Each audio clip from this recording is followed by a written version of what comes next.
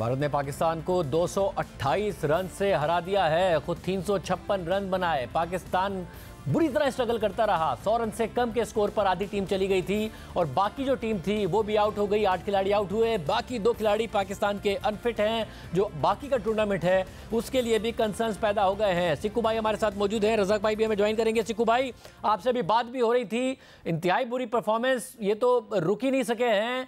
Pakistan 228 run से हारा है। हम तो एक्सपेक्ट कर रहे थे कि पता नहीं कितना शानदार मुकाबला होने वाला है और हमारे बॉलर्स को कैसे फेस करेगा भारत।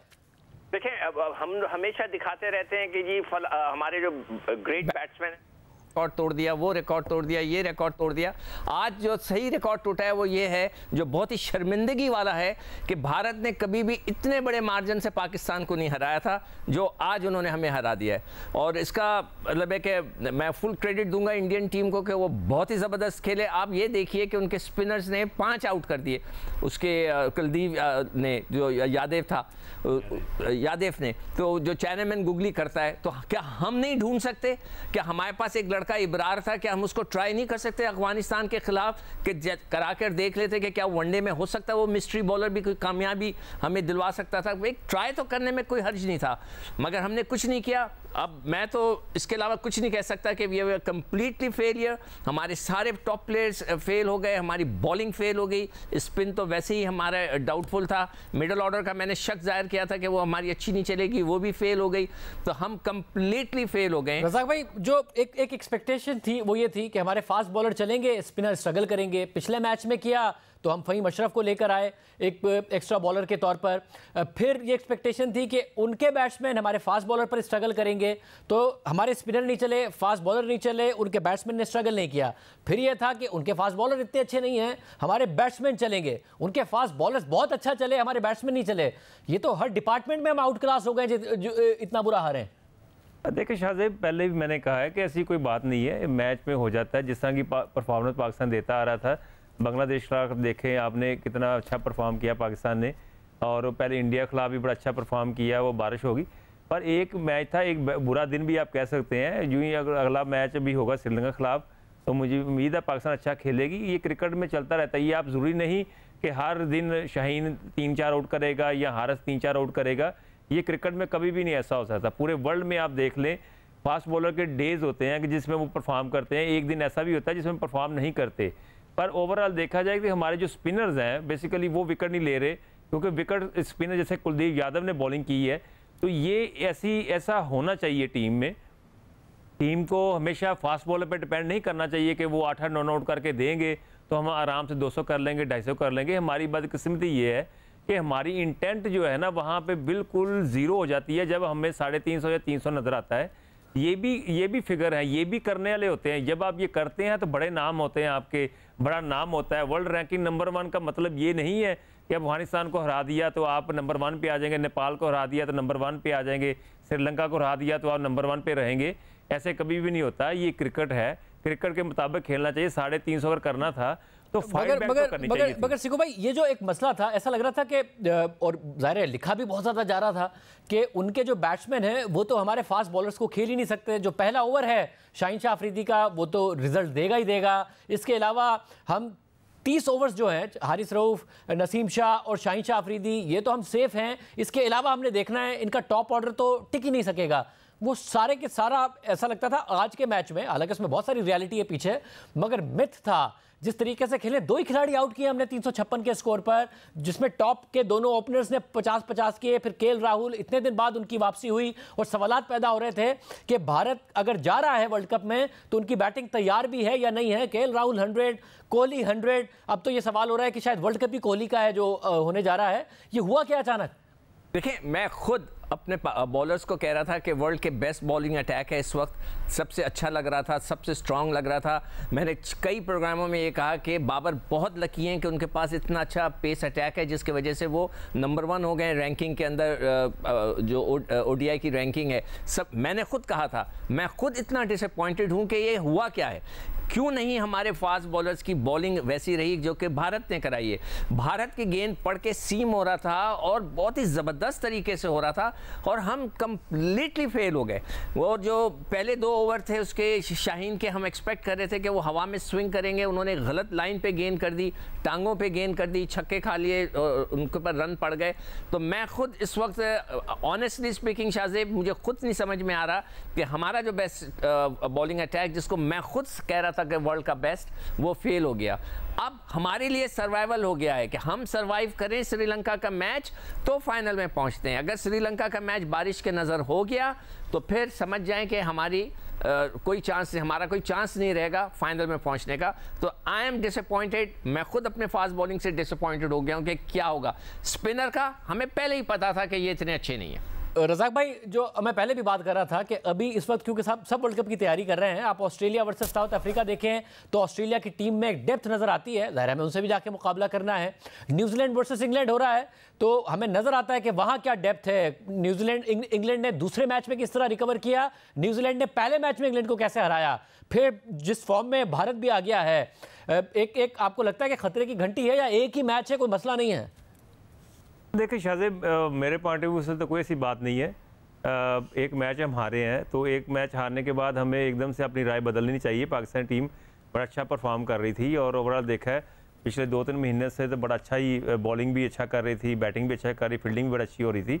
तो ये एक मैच है, अभी श्रीलंका के खिलाफ हम देखेंगे कि पाकिस्तान एक इस मैच की जो जितना प्रेशर है या जितना, अगर को अंडर प्रेशर तो नहीं है, अगर पता चल जाएगा कितना को इम्पैक्ट पड़ा इस मैच का इंडिया के खिलाफ, तो आपको पता है हमेशा पाकिस्तान टीम यही चाहती है कि पाकिस्तान जीते, हमारी अवाम भी, हम भी चाहते हैं कि पाकिस्तान जीते। पर मैं एक बात ज़रूर कहता हूं कि जब भी इंडिया के साथ मैच हो, कम से कम फाइट लाजमी होनी चाहिए, नज़र आनी चाहिए कि वो भी अगर फाइट कर रहे हैं, हमें भी फाइट करनी चाहिए, हमें गिव अप नहीं करना चाहिए। हम गिव अप करते हैं, क्योंकि मैंने भी, इंडिया ने पहले मैच में गिव अप किया था, इसी तरह पाकिस्तान ने भी बैटिंग में गिव अप कर दिया है, बॉलिंग में भी गिव अप कर दिया है। तो एकदम से ऐसी चीज़ें नहीं होनी चाहिए। मगर रज़ाक भाई, ये कैसे हुआ कि हमारे फास्ट बॉलर्स जो कि बहुत ज़्यादा बेहतर हैं, पहले मैच में भी नज़र आ रहे थे, उसके बाद भी, कि अचानक इतनी ज़बरदस्त बॉलिंग थी कि हमारे बैट्समैन मुसलसल बीट हो रहे थे, लेफ्ट हैंडर हो, राइट हैंडर हो, चाहे फिर बुमराह की बॉलिंग हो या फिर हमें नज़र आता है कि पांड्या ने जिस तरीके से बीट कर रहे थे वो बाबर को। आप तो अभी रिसेंट पास तक खेलते रहे हैं, ये अचानक कैसे कंडीशंस बदल गई थी हमारे बॉलर्स के लिए और उनके बॉलर्स के लिए? शाहजेब, मैं अगर मुझसे पूछ रहे हैं तो मैं तो कहूँगा कि आपकी अप्रोच जो है, या ओवर ट्राई किया आपने या ओवर कॉन्फिडेंस हुए हैं, ओवर कॉन्फिडेंट। तो ये जो चीज़ें हैं ये आपको नीचे लेके आती हैं। आपका काम जो है, जब ग्राउंड में पहुंचे तो आपने हार्ड वर्क करना है, आपने जान मारनी है, आपने मेहनत करनी है, अल्लाह ताला फिर रिजल्ट देते हैं, मोमेंटम आपकी फेवर में आता है। पाकिस्तान की टीम ओवरऑल देखें, मीडिया से जितनी खबरें आ रही थी कि पाकिस्तान ये कर देगी, वो कर देगी, अब ये हमारे पास आ गए। फास्ट बॉलर जो है उसको अपने आप को बड़ी लुक आफ्टर करनी पड़ती है, अपना बड़ा ख्याल रखना पड़ता है, जान मारनी पड़ती है हर मैच में। ये क्रिकेट ऐसी नहीं है कि एक मैच में आपने कर लिया, 2 मैच में कर लिया तो आप कहेंगे मैंने बड़ा अचीव कर लिया है, हम नंबर 1 पे आ गए हैं। ऐसा नहीं होता कभी भी। और सिकू भाई, आप बताइएगा क्या हुआ है, ये जो अचानक फ़र्क आया, क्या ओवर कॉन्फिडेंट हो गए थे या फिर प्रेशर में आ गए थे कल जिस किस्म की बैटिंग की गई थी, क्या हुआ एग्जैक्टली? देखो शाहजेब, मैं 2 दिन पहले जो प्रोग्राम हो रहा था, जब हमने बड़ी ज़बरदस्त बॉलिंग की थी इंडिया के ख़िलाफ़, तो मैंने उनसे यही मैंने उस वक्त अपने ख्यालात का जो इजहार किया था वो यही कहा था कि हमारे लड़कों ने इतनी अच्छी बॉलिंग की है, इतना हाइप क्रिएट हो गया, we are the best in the world. मैं खुद कह रहा था, इंडियंस ने भी कहना शुरू कर दिया था, हर कोई कह रहा था ओ पाकिस्तानी फास्ट बॉलर, कहीं ऐसा ना हो कि लड़के एक्साइटेड हो जाएँ, इसलिए कि ये उम्र के बहुत छोटे हैं, ये लोग सब 23-24 साल की उम्रों के हैं। नसीम शाह तो शायद 16 का ही है, अभी तक वो 18-19 साल का है। तो ये छोटे लड़के हैं, इनके छोटे जहन हैं, कहीं ऐसा ना हो जाए कि ये ओवर कॉन्फिडेंट हो जाएं। तो मुझे जो फीलिंग आ रही है कि वो यही हुआ है कि जब वो एक तो वो इतना स्ट्रांग नहीं है, इतने वो फिजिकली या मेंटली, तो वो जब उन्होंने इंडियंस ने उन पर हमला किया और वो उनकी गेंद हिली नहीं, तो वो अंडर प्रेशर आ गए। उसके बाद वो संभल ही नहीं सके, उसके बाद उनकी बॉलिंग में वो जान ही नहीं रही जो कि होनी चाहिए थी, जो एक हाइप क्रिएट की थी, एकदम से वो नोज डाइव कर गई। और आज की कप्तानी, मैं कहता हूं कि खुद बाबर अपने आप को देखें, एनालाइज करें, कोच देखे कि उसने क्या कप्तानी की है, आज क्या किया है, हम किस कहते हैं ना इरादों से अंदर आए, बिल्कुल क्लूलेस। पता ही नहीं चल रहा था कि पाकिस्तान टीम खेल रही है। हम तो ऐसे खेल रहे थे जैसे कोई बच्चों से मैच खेल रहे हैं, हमने 400 रन किए हुए और इंडिया को हम बस ऐसे ही खिलाने आए। नज़र ही नहीं आया कि पाकिस्तान की टीम इंडिया से लड़ रही है, कप्तानी में कोई जान नज़र नहीं आई।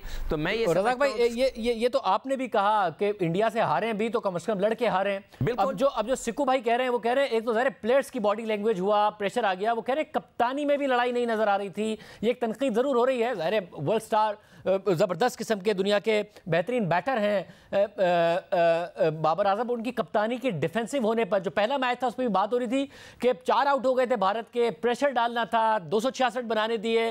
भारतीय तो जो कमेंटेटर्स हैं वो तो ये कह रहे थे कि भारत जीत जाता अगर उस दिन वॉश आउट ना होता मैच। आपको लगता है ये कहीं ना कहीं उन्हें अपनी अप्रोच बदलने की जरूरत है बाबर आजम को?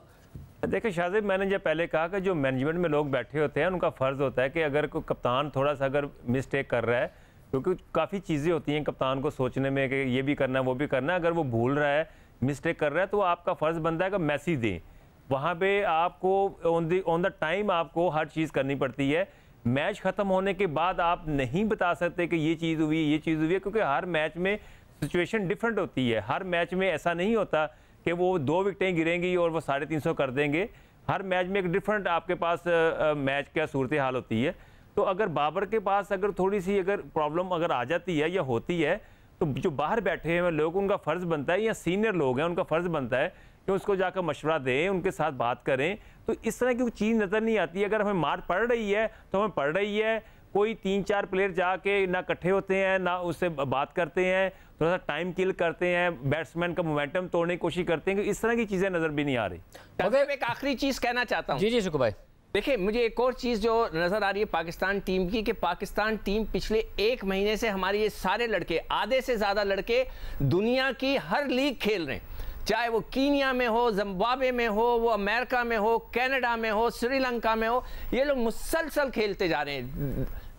पैसे का इतना रश हो गया है कि लोगों के जहनों में सिर्फ, अब आजकल इन नौजवान लड़कों के जहन में आया हुआ है कि हमने पैसे जमा करने, पैसे बनाने। ये हर किस्म की लीग खेल रहे थे। हो सकता है कि वो थक गए हों। आपके 2 प्लेयर तो बैठ गए हैं ना, अभी नसीम शाह भी बैठ गए हैं और हारिस भी बैठ गए। ये दुनिया की हर लीग्स खेल रहे थे। पाकिस्तान क्रिकेट बोर्ड को मगर सिक्कू भाई, आईपीएल क्योंकि इतना बड़ा होता है, हालांकि इंडियन प्लेयर्स को सिर्फ आईपीएल खेलने देते हैं, तनकीद वहां भी होती है कि जी आईपीएल भी प्लेयर्स को थका रहा है, मगर हमें एक बैक टू फॉर्म नजर आई है उनकी टीम। नहीं, देखिए ना, आईपीएल में तो किसी और की तरफ तो जाने ही नहीं देते ना अपने प्लेयरों को। हम तो खेल रहे हैं हर जगह। अगर आप अभी सांगड़ के अंदर टूर्नामेंट होगा, इनको पैसे मिल रहे हैं, वो उधर चले जाएंगे खेलने के लिए। इन्हें मगर ज़ाहिर कमर्शियल हो गई, ये दुनिया के प्लेयर्स खेल रहे हैं। रज़ाक भाई, आपकी क्या टेक है इस पर? देखिए शाहजेब, हर जैसे सिक्कू भाई कह रहे हैं कि अपनी राय है। क्रिकेट ठीक है, हर प्लेयर को अपना पता होता है, अच्छी ऑफर आती है, जाना चाहिए। ये तो फाइनेंशियली प्लेयर का हक भी होता है, ठीक है। ये जो क्रिकेट, इंटरनेशनल क्रिकेट होती है, इसके लिए आपको प्रिपेयर करना पड़ता है। कि जैसे हम काउंटी में मेरा कॉन्ट्रैक्ट होता था तो मुझे काउंटी नहीं खेलने देते थे, मुझे पाकिस्तान की तरफ से खेलना पड़ता था। तो ये नहीं था कि मैं वो भी खेल रहा हूँ तो ये भी खेल रहा हूँ। तो हमने भी काफ़ी लीगें छोड़ी हैं, क्योंकि इंटरनेशनल कमिटमेंट जो होती है ना, वो बिल्कुल डिफरेंट होती है। अब ये पॉलिसी क्रिकेट बोर्ड का काम है, ये उन्होंने बनानी है, ये सारी जिम्मेदारी उनकी है। या अगर इतने वो हाईली पेड करके लोगों को लेके आते हैं तो उनका फ़र्ज़ है कि प्लेयरों की लुक आफ्टर करें, कैसे भी करें, ये उनकी जिम्मेदारी है। हम तो ये कह सकते हैं कि हमें तो प्लेयर चाहिए जब ज़रूरत पड़ती है, उसमें फिटनेस चाहिए, हमें तो चाहिए कि 100% प्लेयर चाहिए अब ज़रूरत पड़ती है। अब वर्ल्ड कप सर पर है, अगर इस तरह की इंजरीज होंगी, प्रेशर पड़ेगा, तो फिर बड़ा मुश्किल हो जाएगा प्लेयर्स के लिए। और सिक्कू भाई, अब तो पहले तो ज़ाहिर हम मज़े के लिए दुआ कर रहे थे कि बारिश ना हो और पाकिस्तान और इंडिया का हमें मैच देखने को मिले, कोई भी जीते। मगर अब मसला ये है कि अब हमें दुआ करनी है बारिश ना हो, क्योंकि हमें हराना है श्रीलंका को। जितने बड़े मार्जिन से हम हार गए हैं, अगर श्रीलंका हार भी जाता है भारत से, उसके बावजूद पाकिस्तान को रिस्क मौजूद है, क्योंकि हम दोनों ने जो है बांग्लादेश को हराया। बिल्कुल, देखिए, कल अगर बारिश हो जाती है मैच अगर भारत का और श्रीलंका का, तो फिर श्रीलंका का अपर हैंड हो जाएगा। तो हमें तो हर हाल में, हर किसी सूरत हाल में, इसलिए कि हमारा जो रन रेट है वो भी गिर गया है। अब हम 228 रन से हार गए हैं, तो ये तो बहुत बड़ा मार्जिन होता है। तो हमारा जो रन रेट है वो आई एम श्योर माइनस के अंदर जा चुका होगा, और इंडिया का जो रन रेट है वो प्लस में आ गया होगा। तो ये एक बहुत बड़ा फैक्टर है। तो हमें देखना है कि दुआ करनी है। सबको मैं यही रिक्वेस्ट करूंगा, आप लोग दुआ करें कि श्रीलंका और जो पाकिस्तान का मैच है वो बारिश के नज़र ना हो, पूरा मैच हो, लड़के दोबारा कॉन्फिडेंस अपना गेन करें और दोबारा कम बैक करें। जिस तरह रज़ाक ने कहा, ये बिल्कुल क्रिकेट में ये अप एंड डाउन्स होते हैं, ऊपर भी जाते हैं आप, नीचे भी आते हैं। जब आपकी इतनी बड़ी टीम हो, इतने आपके लोग आपकी तारीफ कर रहे होते हैं, तो कभी कभार बंदा कंप्लेसेंट हो जाता है। मगर इसके लिए ज़रूरी है कि हम श्रीलंका से खेल के एक अच्छी जीत करें और उससे कॉन्फिडेंस हमारा वापस आएगा तो हम फिर लड़ सकते हैं। बहुत शुक्रिया। गुफ्तगू नाज़रीन आपने सुनी। एक बहुत अहम खबर है, वो आपके सामने हम रखने जा रहे हैं एक ब्रेक के बाद।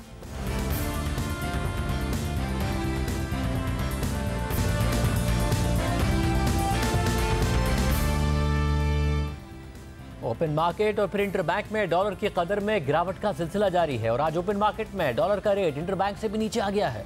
आज इंटरबैंक में डॉलर 1 रुपये 79 पैसे गिरकर 301 रुपये 16 पैसे पर आ गया, मगर ओपन मार्केट में 300 रुपये से भी नीचे चला गया। मगर अहम बात यह थी कि दिन में ये खबर भी आई कि ओपन मार्केट में एक्सचेंज कंपनीज डॉलर्स नहीं खरीद रही हैं और उनके पास खरीदार ना होने के बराबर और बेचने वाले बहुत ज़्यादा हैं। गुज़िश्ता हफ्ते डॉलर की ज़ख़ीरा अंदोज़ी और ब्लैक मार्केट में क्रैकडाउन की खबरें आने के बाद मुसलसल डॉलर गिर रहा है। IMF ने इंटरबैंक और ओपन मार्केट में 1.25% के फ़र्क की शर्त रखी है, मगर ओपन मार्केट में डॉलर 335 रुपये पर भी मुश्किल से दस्तयाब था और इंटरबैंक में 307 रुपये को पहुंच गया था और मुसलसल दबाव में था, क्योंकि इंटरबैंक और ओपन मार्केट रेट में फ़र्क 10% को छू रहा था, जो IMF की शर्त से बहुत ज़्यादा था। मगर अब उल्टा ओपन मार्केट का रेट इंटरबैंक से भी नीचे चला गया है, अब 299 रुपये तक चला गया। मगर ये कितना पायदार साबित होगा, बात करेंगे। Chairman exchange companies association Malik Bostan साहब हमारे साथ मौजूद। बोस्तान साहब, बहुत शुक्रिया हमें शो में ज्वाइन करने के लिए। बोस्तान साहब, ये एकदम बिल्कुल ही उलट हो रहा है एक हफ्ते के अंदर अंदर। पहले ओपन मार्केट हाथ में नहीं आ रहा था, इंटरबैंक उसे चेज कर रहा था ताकि IMF की शर्त पूरी हो सके। अब ओपन मार्केट इंटरबैंक से भी नीचे चला गया है, ये क्या हो रहा है? शर्त पूरी करना चाहिए, 1.25% कम करना चाहिए, लेकिन वो कर नहीं रहे, जिसकी वजह से मार्केट रुक गई है, वरना आज मार्केट 295 होनी थी। लेकिन चलो देर आमद दुरुस्त आमद, हम कहते हैं आस्ते आस्ते भी नीचे ले जाए, क्योंकि इस वक्त इंटरबैंक में गिरने की बड़ी वजह यह है कि एक्सचेंज कंपनी के पास जो सप्लाई ब्लैक मार्केट के पास चली गई थी, वो ऑपरेशन के बाद बहाल होगी 100%। और पिछले 4 दिन में हमने $40 मिलियन से जो के सरप्लस थे हमने इंटरबैंक में सिलेंडर दिए, जिसकी वजह से इंटरबैंक भी मुसलसल गिर रहा है। और आने वाले दिन में आज भी जैसे आपने फरमाया, वाकई लोगों के पास पैसे खत्म हो जाते हैं, लोग बेचने इतने आ रहे हैं। तो क्योंकि इस वक्त हर आदमी जो कि आज मेरा ख्याल है ये स्पेशल इन्वेस्टमेंट काउंसिल का जो इजलास, उसमें ये मैसेज भी चल रहा था कि डॉलर जब तक 250 तक नहीं आएगा, हम ऑपरेशन इसी तरह रखेंगे और स्मगलिंग को जो ईरान अफगान बॉर्डर है इसको सख्त सील करेंगे और उसको लगभग भी तो कोई आया था। मगर बोस्तान साहब, इस वक्त जो अचानक ये रिवर्सल हुआ है 335 336 पे भी, वरना मुश्किल से दस्तयाब से जो अचानक का रिवर्सल है, ये असल में डड्डा है और अमली तौर पर कुछ हो रहा है, या फिर एक सेंटिमेंट है कि जी कहीं कुछ होगा तो नहीं, जिसकी वजह से ये सब हो रहा है? और जैसे ये तासुर ज़ाहिर होगा, जो कि हमने माजी में भी देखा है, तो एक दफ़ा फिर जो ब्लैक मार्केट है, जो सट्टेबाज है, या फिर जो एक्सचेंज कंपनीज भी में भी 2 बुक्स चलती हैं, वो फिर दोबारा शुरू हो रहा होगा। देखो, इसकी बड़ी वजह जैसे मैंने बताया ना, ब्लैक मार्केट थी और स्मगलिंग थी। स्मगलिंग बंद हुई है तो हर चीज काबू में आ गई है जी, और इनके खिलाफ ऑपरेशन हुए स्मगलरों के खिलाफ और डॉलर माफिया के खिलाफ, जो कि ये पैसा डॉलर लेके स्मगलिंग कराते थे। जो भी ईरान से अफगानिस्तान से माल आता है, उसके बदले में माल नहीं जाता, उसके बदले डॉलर जाते हैं पाकिस्तानी मार्केट से।